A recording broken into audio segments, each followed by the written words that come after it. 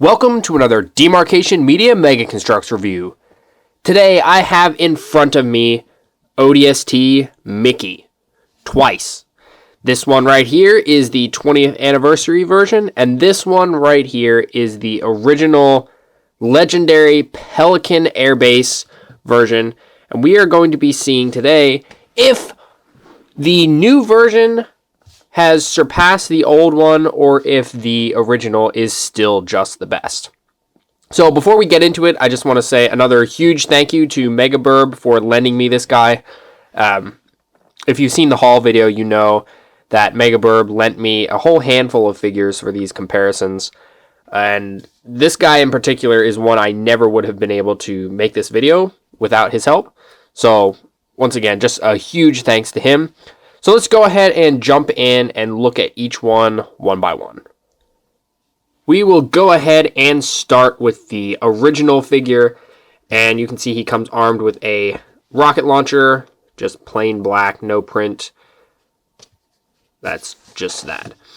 Then the figure itself is very well done. I'm not seeing like anything that really says that this figure was old, like an older figure, because sometimes you can tell that it was an older figure just by the way they did the print or whatever, but it's very nice. The print on the chest is very crisp. The print on the head is very good. The visor is excellent. It's kind of a dull, dark blue. This little like flashlight up here is painted black.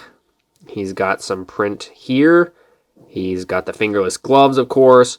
Lighter gray thigh armor and lower arms, and then he also has some extra ammo or something on his ankle. Around the back you can see his like comms pack or whatever. It's in kind of a dark gray, so it doesn't actually match his armor, which I don't think that's a bad thing because it is a backpack that he put on, and it sticks very nicely, which is something we will see the opposite of in a minute.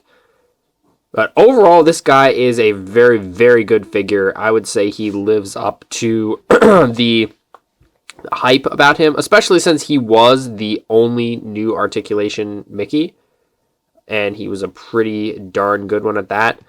I think that's probably the main reason why he's just so sought after, because, yeah, the Pelican Airbase set was hard to get, but if this had been some generic ODST, he would not have been nearly as desirable.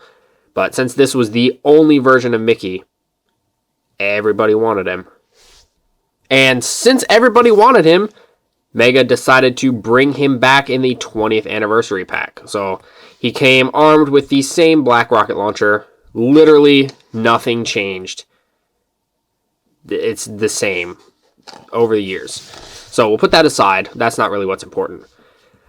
We've got a lot of different things going on. So first, we have a different color for the thigh and lower like armors.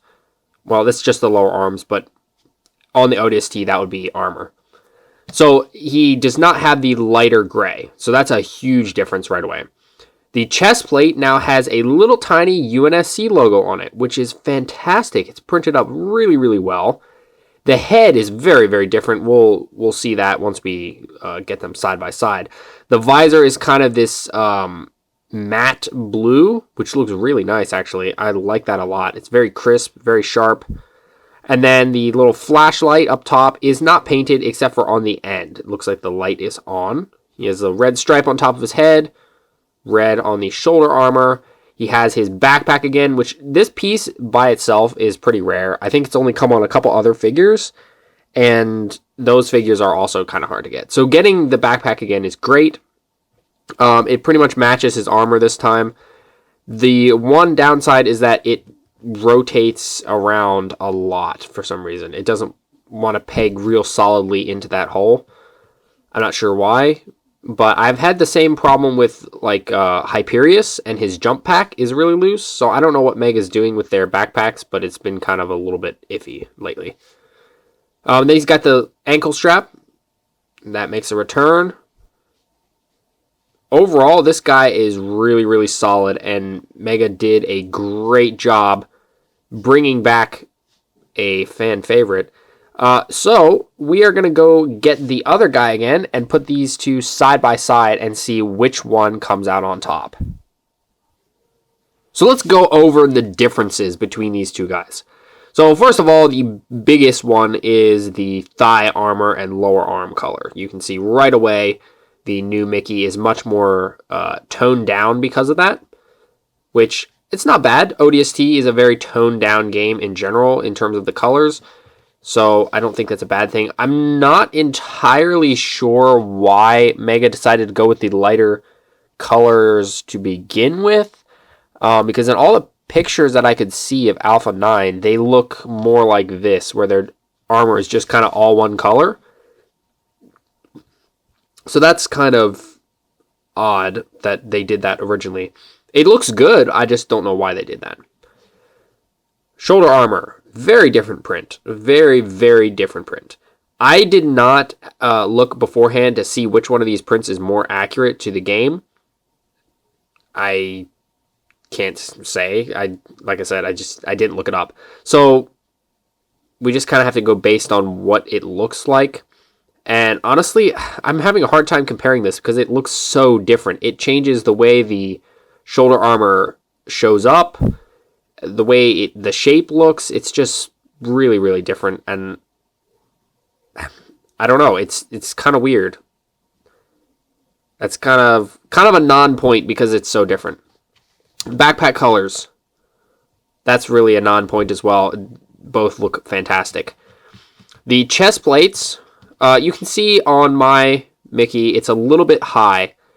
It's not quite as sharp to the edges as the original Mickey, which that's a little bit of a downer, but this new guy does have the UNSC logo, which this Mickey does not. So that's a huge difference. And then the heads look really different too, because number one, the red stripe on the new guy is thinner, and the light is painted, and the black is confined only to the visor, and it does not go down kind of on the sides, which honestly, the new one, helmet-wise, looks more accurate to the game. I'm not entirely sure where they added the black, but like where they got the idea to add the black, but it looks a lot more accurate to not have the black. There you can see the flashlights. Original Mickey is painted black. New one is just painted on the front. A lot of differences here. If you didn't know better, you might say that these are entirely different characters. Oh, also, I wanted to show the gloves. The new guy has much more prominent little finger paint because you get like half of a glove. This one is more of a glove and less of the fingers, but that could just be the variation of the factory. And some of you guys might have this guy and he might have more of his fingers showing. So that's also a bit of a non-point. So it's honestly kind of hard to compare these two just because of, stand up.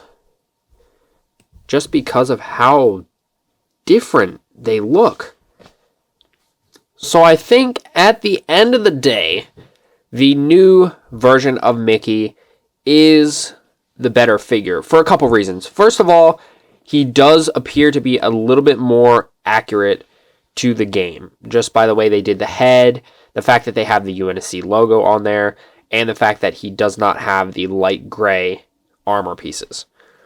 And then aside from that, he's just easier to get, and easier is unfortunately a relative term here because the 20th anniversary pack is still extremely hard to get your hands on, but it's even harder to get your hands on the NMPD Pelican Airbase, which is how you get this guy right here. And then buying this guy by himself is pricey. It's really pricey. So I think if you're wanting a Mickey to add to your collection, you're going to want to go with this guy right here. He looks really, really good. He's a lot easier to get than this guy. And he just, I think, overall takes the top spot. However, there is a leak.